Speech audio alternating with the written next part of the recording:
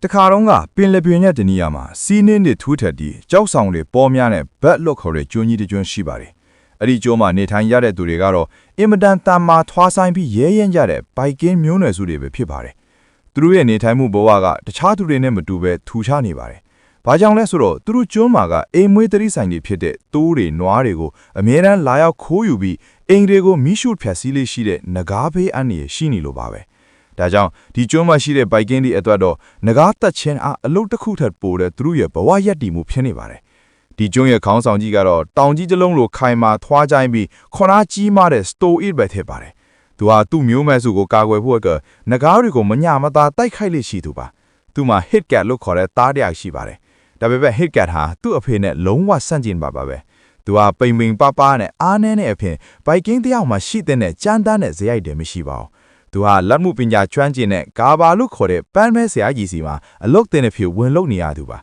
ဟစ်ကတ်ဟာစက်မှုပညာနဲ့တီထွင်မှုမှာဝါသနာပါပေမဲ့ကျွမ်းမော်ကလူတွေကတော့သူ့ကိုအသုံးမချတဲ့သူအနေနဲ့ပြဿနာရှာတတ်သူလို့ပဲသတ်မှတ်ထားကြပါတယ်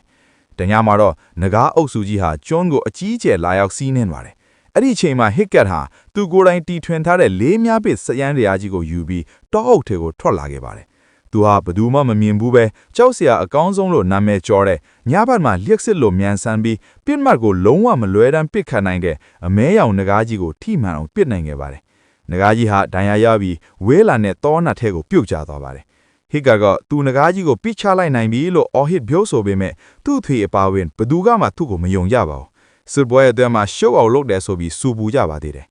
နောက်နေ့မနက်မှလောက်ဟစ်ကတ်ဟာသူပိချလိုက်တဲ့ငကားကြီးကိုရှာဖို့အတွက်တယောက်တည်းတောထဲကိုထွက်လာခဲ့ပါတယ်။နောက်ဆုံးမှာတော့6တက်ခုထဲမှာကျိုးတွေနဲ့ညှိပြီးယုံမထွက်နိုင်ဖြစ်နေတဲ့အမဲရောင်ငကားကြီးကိုတွေ့လာရပါတယ်။ဟစ်ကတ်ဟာဓားကိုထုတ်ပြီးငကားကိုတတ်ဖို့ပြင်းပါတယ်။ငါမင်းကိုတတ်ပြီးငါဟာဘိုက်ကင်းစစ်တီတယောက်ဖြစ်ကြောင်းပြသမယ်လို့ကြုံဝါပေမဲ့ငကားကြီးရဲ့မျက်လုံးထဲကကြောက်ရွံ့မှုနဲ့အသက်ရှင်ခြင်းနဲ့အရေးရောင်တွေကိုမြင်လိုက်တဲ့အခါသူ့ရဲ့နှလုံးသားကနူးညံ့သွားပါတယ်။သူဟာငကားကိုမတက်နိုင်တော့ပဲချီနှောင်ထားတဲ့ကျိုးတွေကိုဖြတ်ပြီးလွတ်ပေးလိုက်ပါတယ်။ငကားကြီးဟာလွတ်သွားပေမဲ့သူ့ရဲ့အမြဲပိုင်းတစ်ဖက်ပျောက်စီးသွားတဲ့အတွက်ကောင်းကောင်းမပြန်တားနိုင်တော့ပဲ6ထဲမှာပဲဆက်ပြီးပိတ်မိနေခဲ့ပါတယ်။ဒီအချိန်မှာပဲဟစ်ကတ်ရဲ့အဖေကသူ့ကိုတခြားလူငယ်တွေနဲ့အတူငကားတက်တဲ့တင်တန်းကိုတက်ဖို့အတင်းအကျပ်အမိန့်ပေးပါတယ်။ဟစ်ကတ်ဟာတင်တန်းတက်နေရင်နဲ့တစ်ဖက်မှာလည်း6ထဲကငကားကြီးစီကိုတိုက်စစ်သွားပြီးအစာကျွေးရဲခင်မယံကျူးစားပါတယ်။ငကားကြီးဟာငကိုကအယမ်းကြောက်စရာကောင်းပေမဲ့ဟစ်ကတ်လာကျင်းနာနာဆက်ဆန်တဲ့အခါမှာတော့တဖြည်းဖြည်းရင်ပါလာပါတယ်။ငကားကြီးရဲ့သွားတွေကလိုးတလို့ထုတ်လို့တွင်လို့ရတာကိုတွေ့ပြီးနောက်ဟစ်ကတ်ကသူ့ကိုသွားမဲ့လို့နာမည်ပေးလိုက်ပါတယ်။ဟစ်ကတ်ဟာသွားမဲ့အတွက်ပျက်စီးသွားတဲ့အမည်နေရာမှာအစားထိုးဖို့စက်တင်စီးတစ်ခုကိုတီထွင်ပေးခဲ့ပြီးသွားမဲ့ရဲ့အကြောဖောင်မှာစီးပြီးနှစ်ယောက်သားအတူတူပြန်တန်းဖို့အချိန်ချင်းကြိုးစားကြပါတယ်။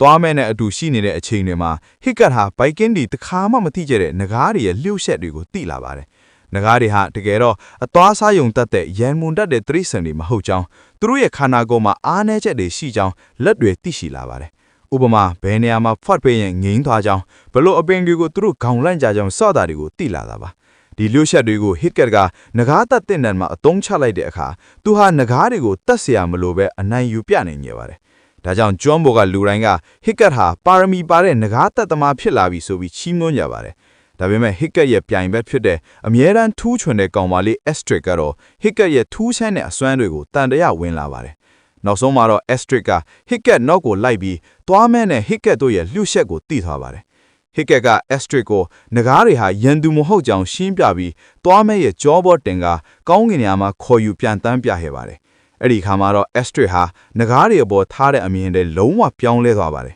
။အဲ့ဒီချိန်မှာပဲသူတို့ဟာငကားတွေအကုန်လုံးအစားအစာတွေထည့်ပြီးသွားနေကြတဲ့နေရာတစ်ခုကိုရောက်သွားပါတယ်။အဲ့ဒီနေရာကတော့ငကားတွေရဲ့အတိုက်ကြီးပါပဲ။အဲ့ဒီအတိုက်ထဲမှာတောင်တလုံးလောက်ကြီးမားတဲ့ငကားပင်မာဒီတကောင်ရှိနေပြီးတခြားငကားငယ်လေးတွေကအစာမရှာပေးရင်သူတို့ကိုပြန်စားပစ်တာကိုတွေ့လိုက်ရပါတယ်။ငကားတွေဟာတကယ်တော့မကောင်းစိုးတွေမဟုတ်တာပဲဒီပင်မာကြီးရဲ့ခိုင်းစိမ့်မှုကိုခံနေတဲ့တားကောင်တွေသာဖြစ်ပါတယ်။ကျွန်းမှာတော့ဟစ်ကတ်ဟာတင်တန်းရဲ့နောက်ဆုံးစမ်းသပ်ချက်အဖြစ်ငကားတကောင်ကိုလူများရှိမှတတ်ပြရမှာပါဟစ်ကတ်ဟာငကားတွေဟာရန်သူမဟုတ်ကြောင်းတက်တေပြသခြင်းကိုကြိုးစားရင်းလက်နက်ကိုချားပြီးငကားကိုချော့မြူပါတယ်ဒါပေမဲ့သူ့ဖေစတိုအစ်ကဒေါသကြီးနဲ့အော်ဟစ်လိုက်တဲ့အခါငကားကြီးကလက်မီဟစ်ကတ်ကိုတိုက်ခိုက်ဖို့ပြန်ပါတယ်အဲ့ဒီအချိန်မှာမဲ့ဟစ်ကတ်ရဲ့အတန်းကိုကြားပြီးသူ့ကိုကယ်ဖို့အတွက်သွားမဲ့ဟာလူလေသေးကိုအရှိန်နဲ့ဆင်းလာပြီးတိုက်ခိုက်ပါတော့လေ သွားမဲ့ကိုဘိုက်ကင်းတွေကဝိုင်းဝန်းဖမ်းဆီးလိုက်ကြပါတယ်စတိုဝိတ်ဟာသူ့သားကရန်သူနဂါးနဲ့ပူးပေါင်းနေရကိုတိသွားတဲ့အခါအင်မတန်ဒေါသထွက်ပြီးဟစ်ကတ်ကိုတားဖြစ်ဆွန့်လွတ်လိုက်ပါတယ်ပြီးတော့ဖမ်းမိထားတဲ့သွားမဲ့ကိုအသုံးပြုပြီးနဂါးရဲ့အသိုက်ကိုရှားဖို့ပင်လယ်ပင်ကိုစစ်တီတွေနဲ့ထွက်ခွာသွားပါတယ်ဟစ်ကတ်ကတော့သူ့တငယ်ချင်းသွားမဲ့ကိုကယ်ဖို့အတွက်နဲ့ဘိုက်ကင်းဒီကိုကူညီဖို့အတွက်သူ့ရဲ့တငယ်ချင်းလူငယ်တွေကိုနဂါးရီစီးတက်အောင်တင်ပေးပြီးလိုက်သွားကြပါတယ်ဘိုက်ကင်းစစ်တီတော်တွေဟာနဂါးအသိုက်ကိုရောက်တဲ့အခါကြီးမားလာတဲ့နဂါးပညာမကြီးတစ်ကောင်ထွက်လာပြီးအားလုံးကိုဖျက်ဆီးပါတော့တယ်ဘိုက်ကင်းတွေဟာအင်အားချင်းမညပဲရှုံးနှင်းတော့မဲ့ချီနေမှာဟစ်ကတ်နဲ့သူ့တငယ်ချင်းတွေကနဂါးတွေကိုစီစီးပြီးမိုးပေါ်ကနေဆင်းလာကြပါတယ်ဟစ်ကတ်ဟာအချင်းချထားတဲ့သွားမဲ့ကိုကယ်ထုတ်နိုင်ခဲ့ပါတယ်ဟစ်ကတ်နဲ့သွားမဲ့တို့ဟာအတူတကွပေါင်းစည်းပြီးကြီးမားလာတဲ့နဂါးပညာမကြီးကိုကောင်းကင်ယံမှာဆွန့်ဆွန့်ဆာဆာတိုက်ခိုက်ကြပါတယ်သွားမဲ့ရဲ့မြန်ဆန်တဲ့ပြန်တန်းမှုနဲ့ဟစ်ကတ်ရဲ့တီးထွင်းညံ့ကိုအသုံးပြုပြီးနဂါးပညာမကြီးကိုအနိုင်ယူနိုင်ခဲ့ပေမဲ့ဖျန်းထားတဲ့ပေါက်ဖွဲမှုတွေကြားမှာဟစ်ကတ်ဟာသွားမဲ့ရဲ့ကြောပေါ်ကနေပြုတ်ကျသွားပါတယ်။သွားမဲ့ကသူ့ရဲ့အတောင်မှန်တွေနဲ့ဟစ်ကတ်ကိုအကာအကွယ်ဖိပြီးကယ်တင်ခဲ့ပါတယ်။ဟစ်ကတ်ပြန်နိုးလာတဲ့အခါမှာတော့သူဟာသူ့ရဲ့ခြေထောက်ကဖတ်ဆုံးရှုံးသွားမှန်းကြောင့်ထိလိုက်ရပါတယ်။ဒါပေမဲ့သူ့အဖေစတိုအိတ်ကသူ့ကိုဂုံယူစွာနဲ့ပြန်လဲလက်ခံခဲ့ပါတယ်။ဘတ်ကျွန်းကလေးကြီးမှလည်းအပြောင်းလဲကြီးတစ်ခုဖြစ်သွားပါတော့တယ်။ဘိုက်ကင်းဒီနဲ့နဂါးဒီဟာအချင်းချင်းတက်ဖြတ်ခြင်းမပြုတော့ကြပဲအတူတဝရင်းတွယ်နေထိုင်ရပါတယ်ဟစ်ကတ်နဲ့သွားမဲ့တို့ရဲ့မိတ်ဆွေဖြစ်ချင်းကနေစတင်ပြီးကဘာတစ်တစ်ခုကိုဖန်နီးနိုင်ခဲ့ပြီးလူတိုင်းကနဂါးတွေကိုစီနဲ့ပျော်ရွှင်စွာနေထိုင်ရပါတော့တယ်